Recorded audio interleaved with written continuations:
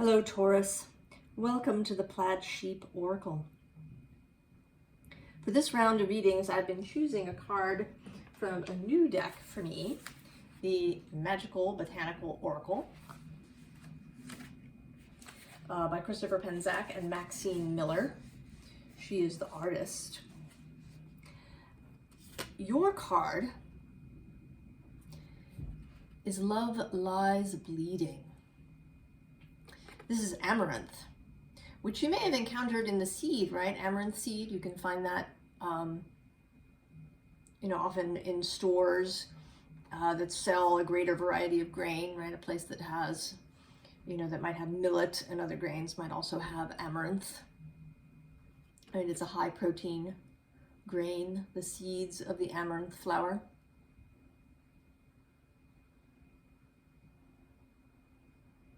And it has, right, these red blooms.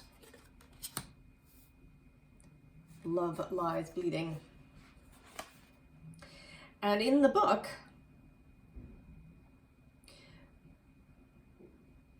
right under its spirit medicine, the amaranth plant spirit is one to ease suffering of an emotional or mental nature when we feel we are bleeding out our life force, particularly from an emotional wound such as the loss of a loved one, a breakup, a divorce, or betrayal.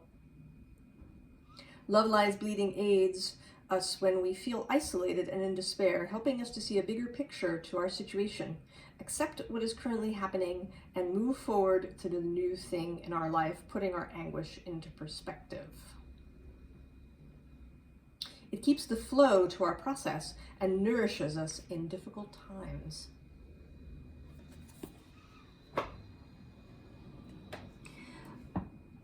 I arrange these readings as many readers do by sign, but I would absolutely never restrict, say that this is only for, Sun rising or Venus or something.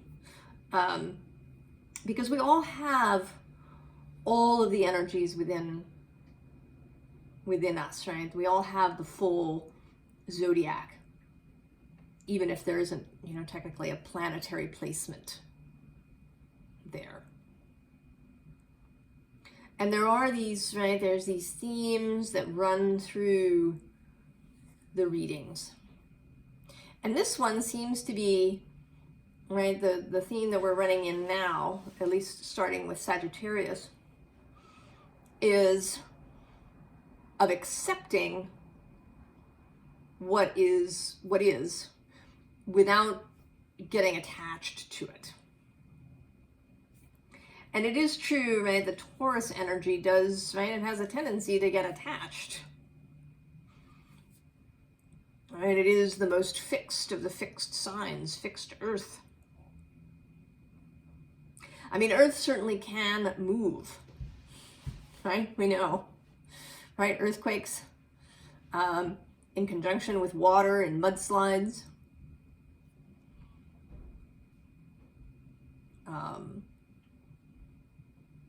Earth can move, but generally, it is a symbol of solidity, of stability, of not moving.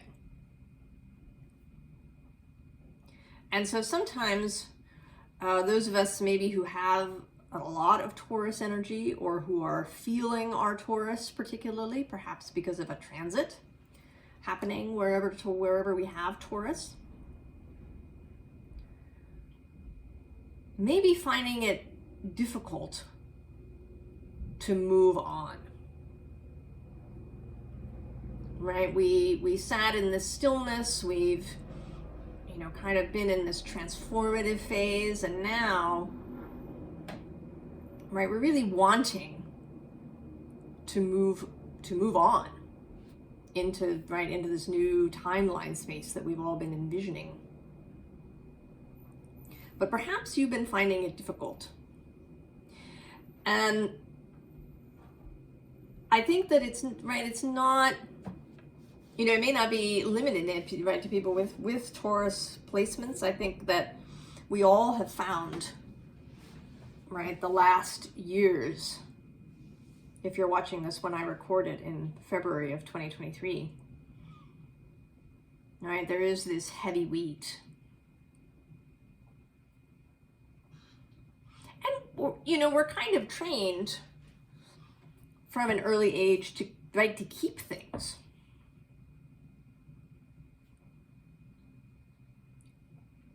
Right, to hold on to things, right? We don't want to lose things.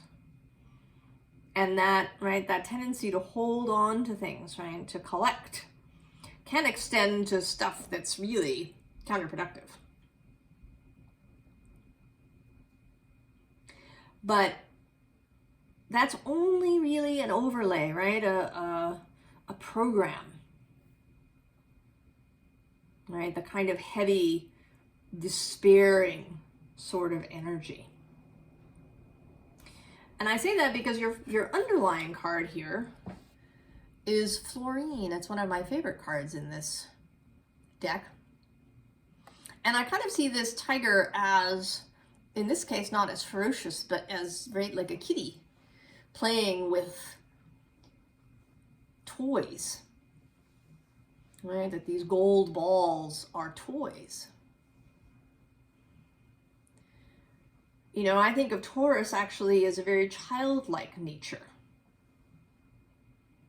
Right, the sort of, you know, like an earth child running through the forest, playing with flowers and fairies. Right, this is an aspect of Taurus. And also the play of Venus, who is the dispositor of Taurus.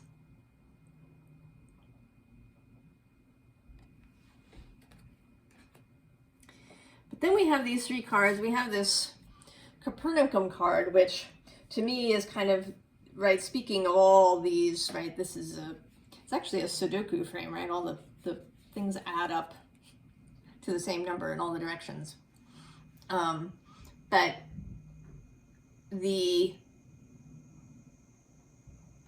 right, this kind of numbers thing, right, that the modern world excels at, pun intended.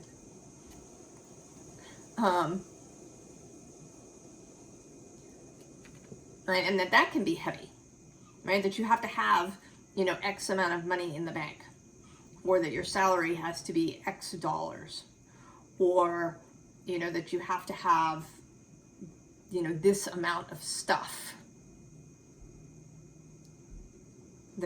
And that, you know, that kind of everything can be calculated. Right? If you listen or read to Charles Eisenstein at all, he talks about that a lot, right? That there are, you know, this idea that we can calculate everything. That many things, you know, have become commodified and monetized. That used to be just very social.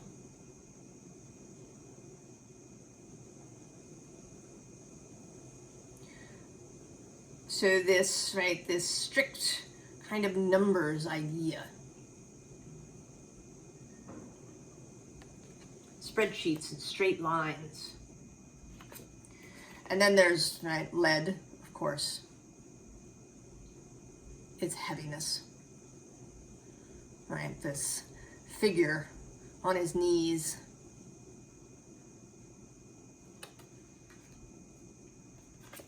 And then there's this person who feels very isolated to me. Right?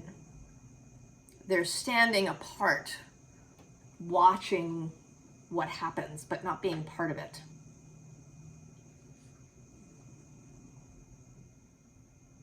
And right, we've seen an acceleration of that now in this time period.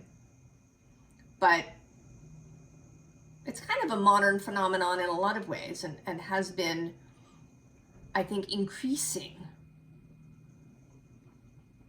more and more, right? Individualism kind of taken into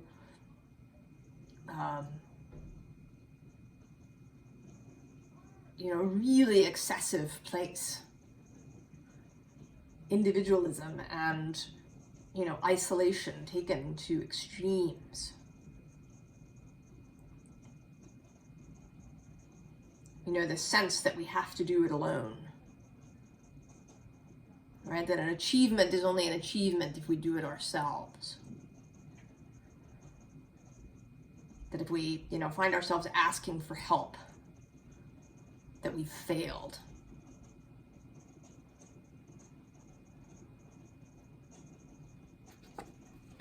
So this is sort of, perhaps it's some of the underlying program that you're dealing with.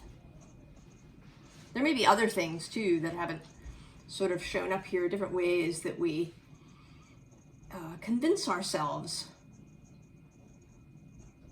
that that we failed, that we've, wasted some of our life, that we're not successful,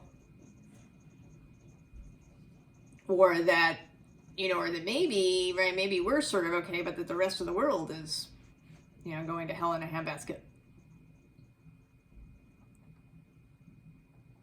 That we can't be, in touch with anybody because everybody's crazy. So there's lots of ways that I think we've spun out, and that we've picked up, an excess weight to carry, and to get caught up in really resisting what is in the moment. And what we get next, is a different view. There's this two of air. I think it's my favorite two of air, right? Two of swords, right? There's movement here. It isn't a rigid kind of balance. It's dynamic, right? We talk sometimes, around health and biology about homeostasis, but really what we want is homeodynamism, right? We are not static beings. Our cells, right? The whole, the energy that moves through our bodies, right, is dynamic and mobile. And that's true even if you've got, a major Taurus stellium.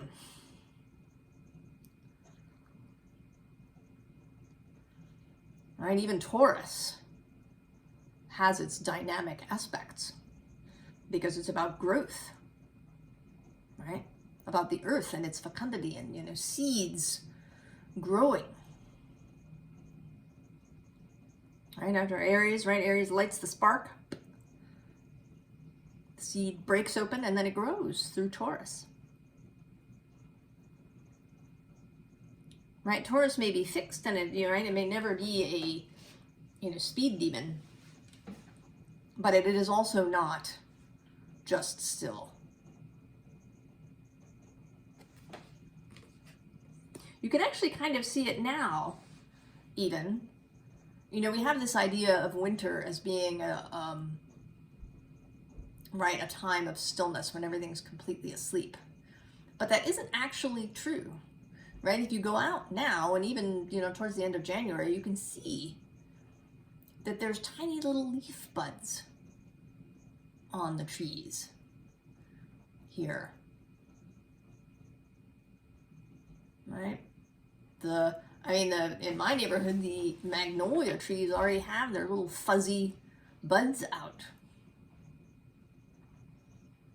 The maple trees are, right, the buds of the red maples are out and have been for a little while now. So there is, this kind of quieting down through the fall and then a little sort of period of stillness.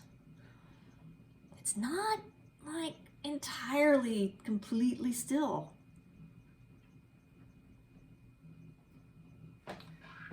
Right? There's movement. Right? There is this three of fire that exists in conjunction with this four of earth. right? And she's actually, right, a very good example, right? Because she is not weighted down by these pentacles. She's not grasping them, right? They're floating, in fact, above her head. And she has this flower that's growing. Right? Flowers are a wonderful, right, sort of pentacle Taurus example of something that is ephemeral. And yet, right, very Venusian.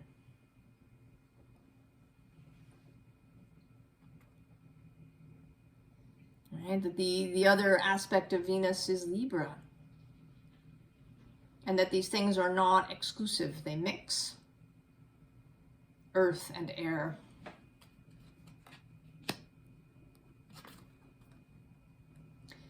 And then this Two of Water.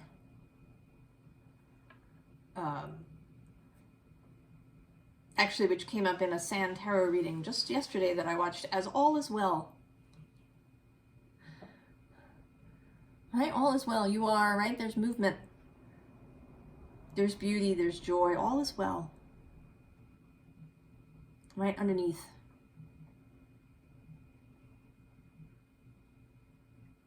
Right? Your soul. This is your soul's message. Right? That this Seven of Fire, right? This unicorn, excited energy is available. It's there within you if you're willing to release it, to not, cling to your burdens, and to not resist, heavily resist your burdens either. All right, we talked about that with Sagittarius, that if you, accepting what is not the same as clinging to it, right? Or arguing for your limitations. Right? What you have, where you're standing, is where you're standing. And if you accept that, and maybe, right, if you've, on a good day, maybe you can even like it or even love where you are. Because where you are has given you something.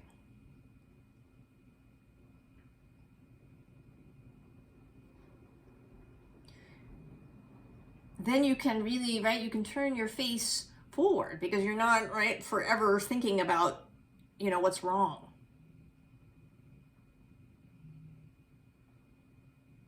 Right? You won't persist. Right? What you resist persists.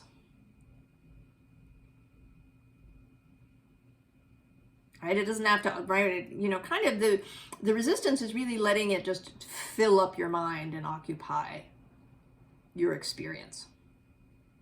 Whereas if you accept it, it's there, it is what it is. Face turn towards the way you want to go. And, so we get the Rising Above card, and actually underneath that is Allowing, and then Balance. All these, all these air cards. That's been another theme throughout the readings, using elements that we think of as being incompatible, Earth and air, or earth and fire. Although earth and fire, that's magma and lava. Transformative.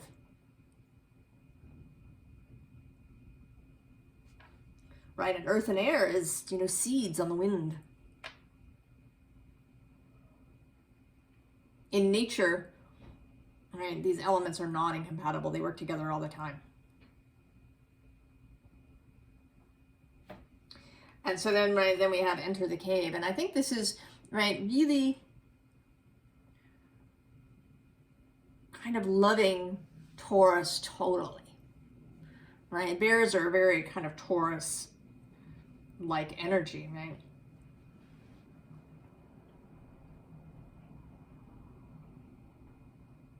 Really loving, right, loving all of that and seeing yourself in your totality.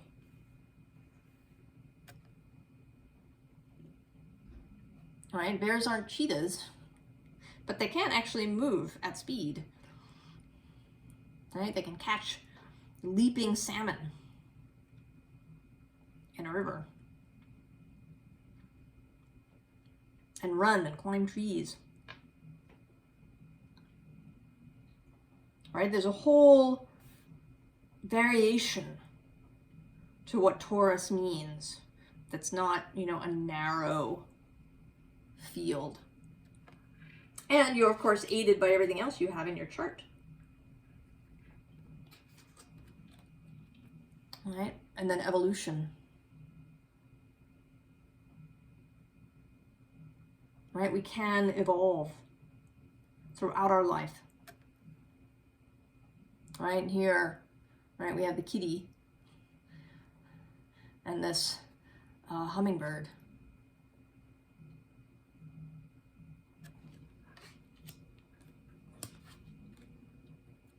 And then a message of love. And I feel like a good part of this is really leaning into Venus. Leaning into the really sort of fertile, pregnant growth aspects of Taurus energy, of love.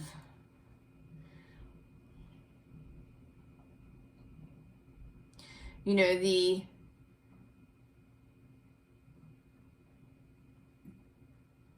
sort of Venus vision of like a field of flowers.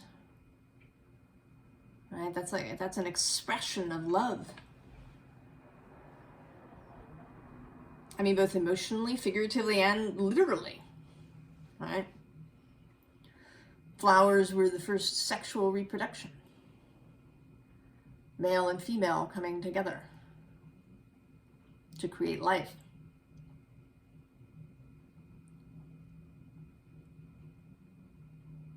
So that, right, leaning into that Venus aspect. And loving, like loving everything you can love. I mean, you may not be able to, right, if it's a bad day, you might not be able to love where you are. But when you can, right, do it whenever you can. There's no need for perfection. But I think that, right, the more you do it, the easier that it gets. And the more freedom you have. Right, and here again we have, right, the craftsman of air.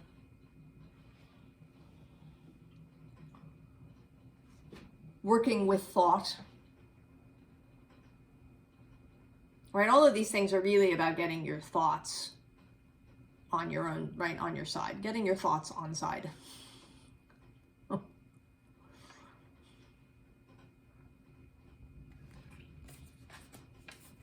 Right, balance. Balance and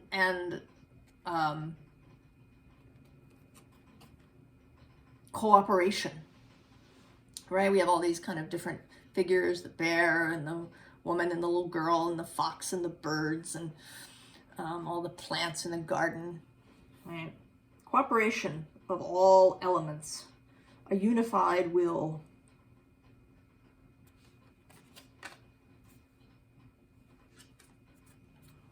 Right, and yet more balance. Six of Earth.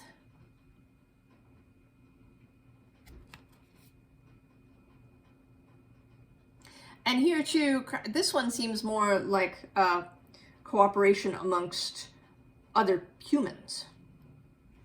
Right, this first balance card seems more like an internal, right, all of your different parts coming together.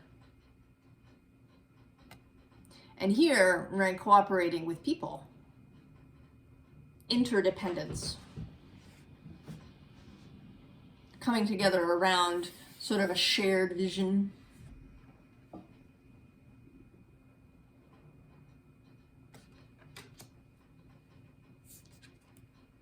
And then healing. And how you healing, right, spreads amongst the whole group.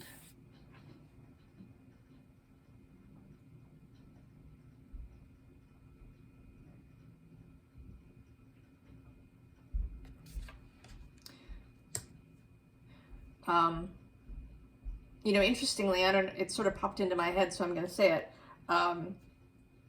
Saturn is about to enter Pisces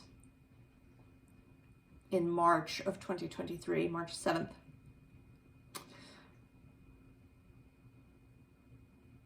And I sort of feel,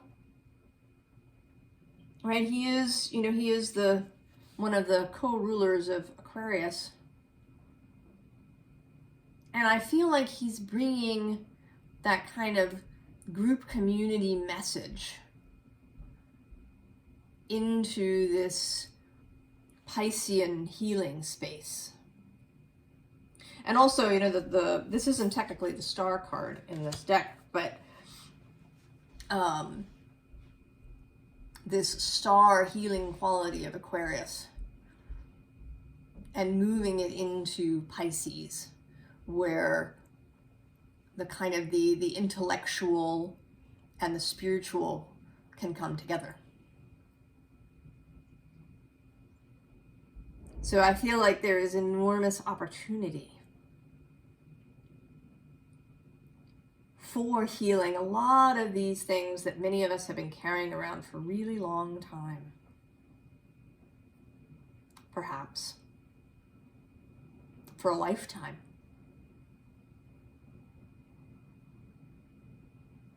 That there's a real potential, possibility for releasing a great many things and having them actually not come back. At least not in any significant form. Right? Not in this kind of torturous, down on your knees way.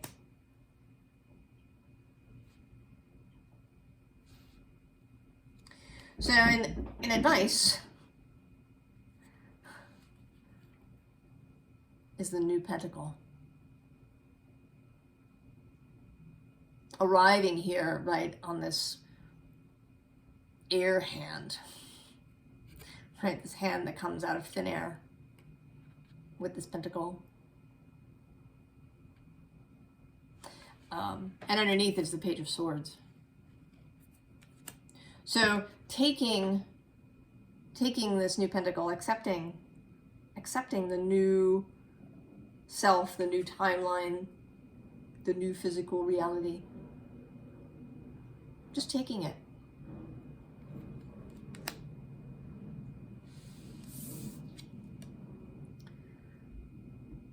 Right? Working on things that you enjoy rather than working on, you know, things that are heavy weight.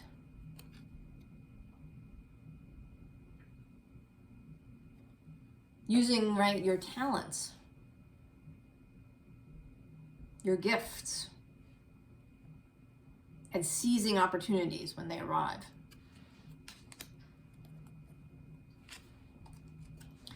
And then there's the Seven of Wands, which, you know, often comes up as defensiveness, but I think that here it's meant to be a kind of callback to this Seven of Fire. So, you know, the Seven of Wands as dynamic ideas, you know, working with others, right? That this isn't, you know, this figure isn't about to fight these people, that maybe they're about to play a game together, right? That they're going to cooperate with one another. in a dynamic and fiery, innovative way. Right, and then there's the balance again. And dynamic balance, right? He's juggling. Whoop. Right, he juggles these pentacles. So remembering motion, the ability to move and change.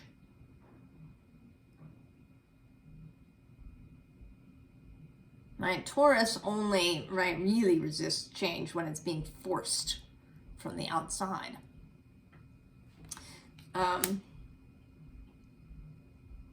You know, one of the things about a Uranus transit, and Uranus has been moving through Taurus, is, or actually any transit really, if you understand what the energy of the transit is about, then you can work with it.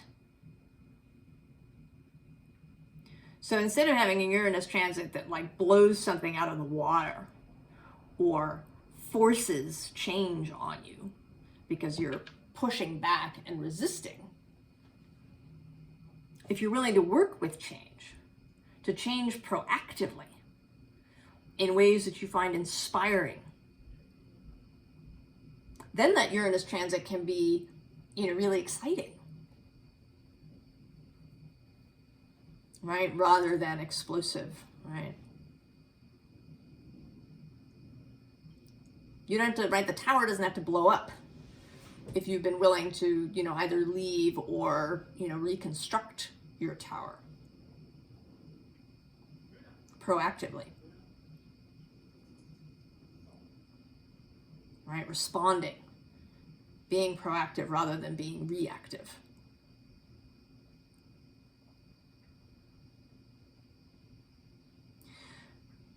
So you absolutely, Taurus, you absolutely have the ability, right, to move into this more dynamic, fluid space. You know, again, you don't have to become a cheetah. You don't have to turn into Gemini. But you can move forward. You can change. You can leave behind. Right? Drop these weights that you've been carrying for a long time. If you can accept what is, and then turn your face in the new direction. Right? And turn your focus that way. See things with the eyes of love.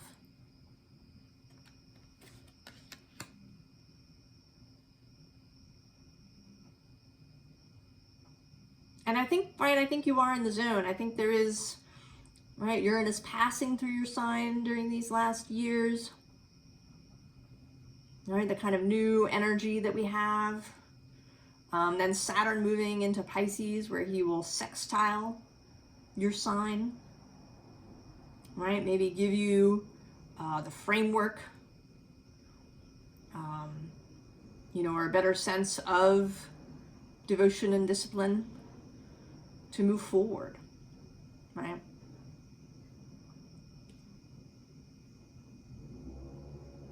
I'm excited for you, Taurus. Finding this kind of new way of moving through the world. Right? Stable, solid, but also mobile. And able to change and shift